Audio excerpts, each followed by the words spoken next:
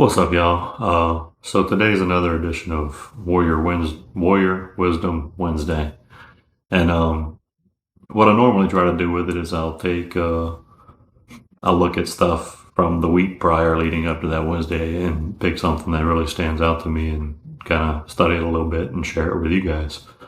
But this week was just packed with information. But I pulled one specific instance out that was still packed with information. Um, Very enjoyable studying and reading over this one though. So I hope my memory doesn't fail me, and you guys enjoy this as much as I did. So on November 11th, 1885, a very famous American general was born. He would go on to graduate from West Point, showed exemplary conduct while at West Point.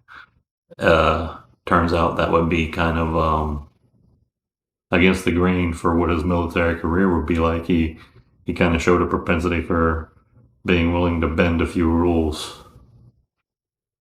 He would be invited to represent the United States at the 1912 Olympic Games in Stockholm, um, which he finished in fifth place. In 1916, 400 well-armed men crossed the Mexican border and ransacked and looted a village, town of Columbus, I believe it was. And it took 2 hours for the cavalry to drive them out when they crossed the border back into Mexico, thinking that they were going to be safe from U.S. retaliation. Then President Woodrow Wilson ordered the army to cross the border and put an end to the threat that Pancho Villa and his bandits had posed. It was here that the aide to General John Pershing would take part in the first motorized action in modern warfare. They chased down the bandits in jeeps. The American general would later on become the first officer assigned to the American Expeditionary Tank Corps during World War I. He was one of the first Americans to learn how to operate a tank, and he personally taught the first crews that would become part of that expeditionary force how to operate tanks as well. During World War I, he was badly injured when a piece of shrapnel had hit him in the thigh, and he still commanded the battle from inside of a shell hole on the battlefield. After the battle was over, he refused to be treated until his reports had been finished and submitted. He was taken off the battlefield and treated, and by the time he was able to return to war, the war was over. So on December 7th, Japan attacked Pearl Harbor and pulled America into a war, and 4 days later, Germany would declare war on America as well. The general would take charge of 35,000 men in Africa, and it was there that a rivalry would spark with the more experienced British commander, Bernard Montgomery. After President Eisenhower decided to give Montgomery the go-ahead to plan the invasion of Sicily. The plan was not well received by the American general, as it gave the British the commanding role, and the Americans played a support role. Commander Montgomery's forces pushed the Germans back, and as they were retreating, the general decided to take his orders very loosely, and his support role was more effective hitting the Germans hard while they were retreating so that they couldn't fight back. It would turn into a race. He was trying to beat the Commander Montgomery from the British Army to the city of Messina, and as they pushed,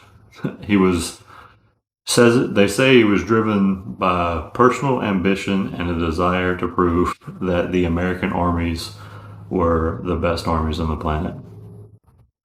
After the push, he visited a field hospital to visit the wounded soldiers, and while at the hospital, he learned that there was a soldier there that had taken himself out of combat due to shell shock or PTSD now. And he got very angry about that. He ended up slapping the man in the face, drug him out of the tent, and threatened to shoot him for being a coward. When word of this ended up hitting the press, President Eisenhower had no choice but to remove the general from his command, and at that point it seemed his career would be over. In June of 1944, as the Allies planned an invasion on the Western European front, the general would be sidelined and he would have no direct role to play in the invasion. Instead, he was given command of an entirely fictitious army made up of balloons that looked like tanks.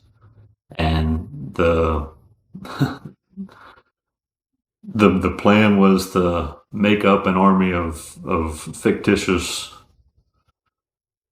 size and dimensions, make it public that he was going to be the commander, and hopefully convince the Germans that they were going to hit from two fronts.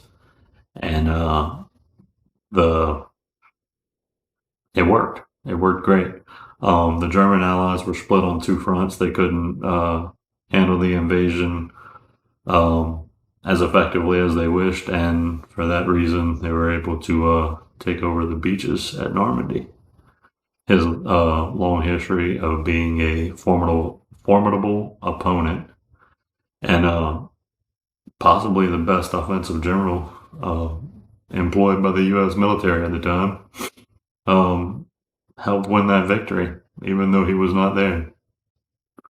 The list of accolades goes on, but it was his expertise, planning, and unwillingness to lose that led to victory at the Battle of Bulge, and then again on the Rhine River. Unfortunately, on December 9th, 1945, the general was being driven to a hunting expedition when the vehicle that he was in was struck by a truck heading in the opposite direction. No one else in the vehicle was even injured, but he was left paralyzed, and he would die 11 days later in the hospital. If you haven't figured it out yet, the general was General George Patton. Very well respected, accomplished a lot of great things in his military career. Definitely helped build the American armored divisions into what they are today.